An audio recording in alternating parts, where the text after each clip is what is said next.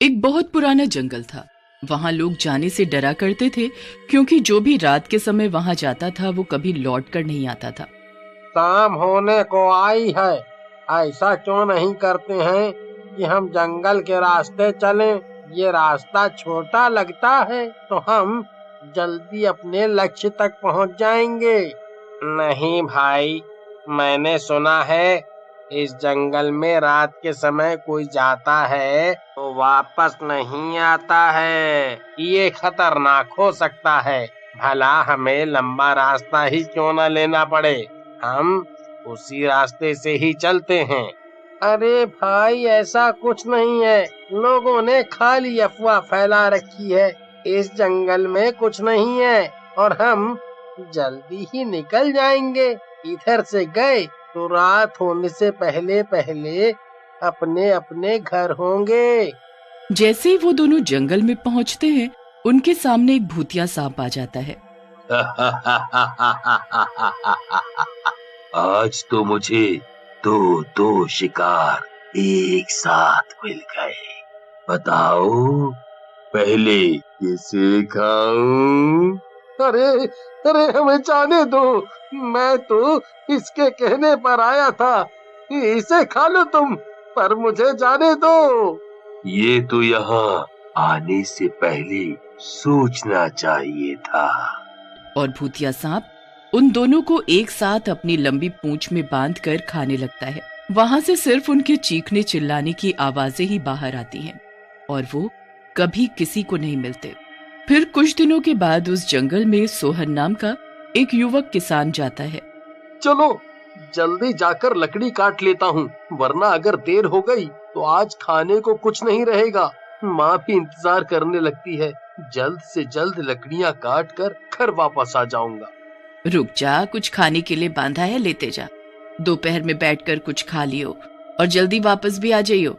और देख, जंगल में अंदर तक मत जाना। सोहन घर से निकलकर रास्ते पर जा रहा था कि एक गांव वाला उसे टोकता है। अरे भाई, इतनी जल्दी में कहाँ जा रहे हो? भाई, आज थोड़ा लेट हो गया हूँ। जल्दी जाकर लकड़ियाँ काट लूं ताकि कुछ कमाई हो। अच्छा, बाद में मिलता हूँ। वो जल्दी जल्दी जंगल में जाता है और लकड़ियाँ काटने लगता है। आज तो ढेर सारी लकड़ियाँ काट लूंगा, जिससे घर में कुछ पैसे आ जाएं, ताकि माँ के लिए दवाई भी ला सकूं और कुछ फल भी। उनके सिवा मेरा है ही कौन। सोहन लकड़ी काटने में इतना व्यस्त हो जाता है कि उसे समय का पता ही नहीं चलता और शाम ढल जाती है। अरे बाप रे, बहुत लेट हो गया लकड़ियाँ काटने में। रात होने को है।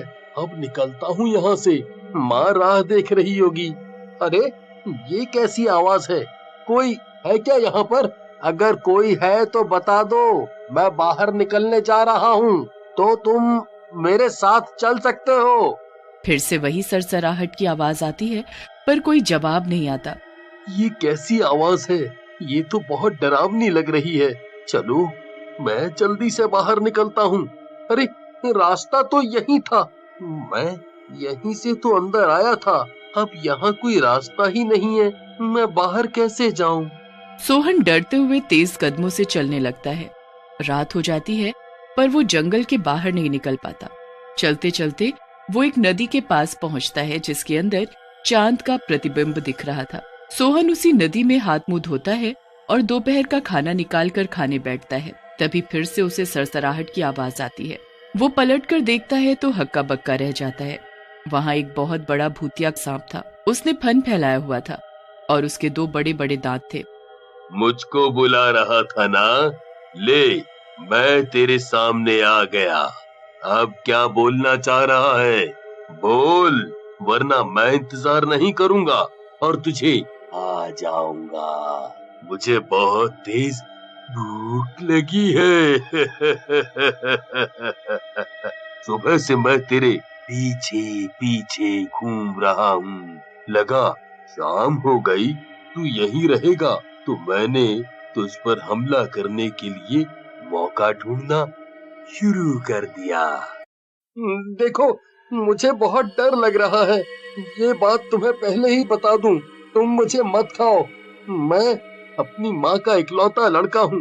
तुम मुझे जाने दो। मैं अपनी माँ की दवाइयों के लिए ज्यादा लकड़ियाँ काटना चाहता था, जिसकी वजह से लेट हो गया।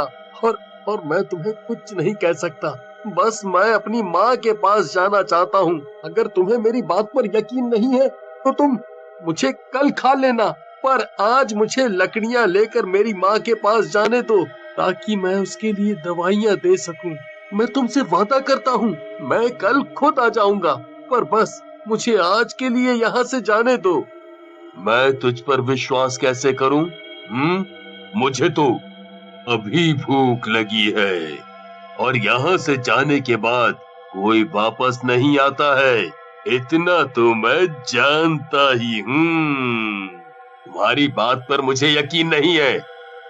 मैं तुम्हें जाने नहीं दे सकता। अगर मैंने जाने दिया तो आज मैं भूखा ही रह जाऊंगा, और मुझे बहुत भूख लग रही है। मैं अपने वादे पर खरा उतरूंगा, और मैं कल सही वक्त पर तुम्हारे सामने आ जाऊंगा। फिर सोहन अपनी लकड़ियों का गट्ठर लेकर घर की ओर चल देता है। उसकी माँ दरवाजे पर ही टेक लगाए बैठी थी। इतनी देर कहाँ रह गया था, और इतनी सारी लकड़ियाँ? बस इसी को काटने में लेट हो गया माँ। इतनी लकड़ियों में तू कितने दिन घर चला पाएगी और दवाई ला पाएगी? इतनी में कम से कम 1 महीना तो चल ही जाएगा। पर तू ये क्यों पूछ रहा है? अरे मुझे तू कुछ परेशान लग रहा है, बोलना क्या बात है? माँ के पूछने पर सोहन सारी बात अपनी माँ को बता देता है। तुमने वादा किया है, पर एक बार भी ये नहीं सोचा कि तेरे जाने के बाद मेरा क्या होगा। सोहन की माँ जोर जोर से रोने लगती है। फिर सोहन जंगल के लिए निकल पड़ता है और उसी नदी के पास पहुंच जाता है। आप जी, आप कहाँ हैं? मैं आ गया हूँ, जैसा मैंने आपसे वादा किया था। वाह, तुम तो एक सच्चे आदमी निकले। तुम मेरा भोजन बनने के लिए आ गए। मुझे तो लगा मुझे खुद ही कष्ट उठाना पड़ेगा। आपसे वादा किया था तो मुझे तो आना ही था। आजकल कौन वादा रखता है अपना याद? तुम्हारी इस बात से मैं बहुत प्रसन्न हुआ। तुम मुझे बताओ कि तुम्हारी आखिरी इच्छा क्या है? अपने जीवन के अलावा तुम मुझसे कुछ भी मांग सकते हो। मैं सिर्फ इतना जानना चाहता हूँ कि आखिर आप लोगों को मारते ही क्यों हो? आप जानवरों को खाकर भी तो अपना पेट भर सकते हैं। मैं लोगों को शौक से नहीं मारता, पर ये तुम्हारी आखिरी इच्छा है कि मैं अपने बारे में तुम्हें बताऊं, इसलिए मैं तुम्हें बताता हूँ। मैं यहाँ का बहुत अमीर आदमी हुआ करता था। मेरे पास किसी चीज की कभी कोई कमी नहीं थी। नौकर चाकर मेरे आसपास घूमा करते थे, पर वो कहा जाता है ना कि ज्यादा दौलत किसी का भी दिमाग खराब कर सकती है।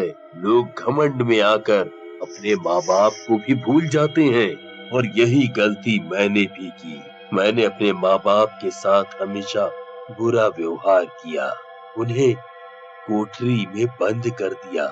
मेरी माँ एक तपस्वी औरत थी। माँ कभी किसी का बुरा नहीं चाहती, पर उन्होंने क्रोध में आकर मुझे एक श्राप दिया कि तुम हमेशा के लिए एक सांप बन जाओगे और लोग तुमसे दूर भागेंगे, कोई भी तुम्हारे निकट नहीं आएगा। मैं अपनी माँ से बहुत प्यार करता हूँ। मैं उनके अपमान के बारे में सोच भी नहीं सकता, तो तुम मुझे क्यों मारना चाहते हो? तुम्हारी परीक्षा ले रहा था मैं। तो क्या आप मुझे छोड़ देंगे? हाँ, जिसके सर पर उसकी माँ का आंचल हो, और जो अपनी माँ से इतना प्यार करता हो, आखिर उसे कोई कैसे मार सकता है? पर मैं हमेशा यहीं रहूंगा जब तक मुझे मुक्ति नहीं मिल जाती, और लोगों को इसी तरह मारता रहूंगा जो अपने माँ बाप से प्यार नहीं करते हैं। ये कहकर वो भूतिया सांप वहाँ से गायब हो गया। सांप के वहाँ से गायब होते ही वहाँ पर सोने का सिक्कों भरा मटका सोहन को मिला, जिसे लेकर वो घर आ गया और अपना जीवन अपनी माँ के साथ सुख में बिताने लगा।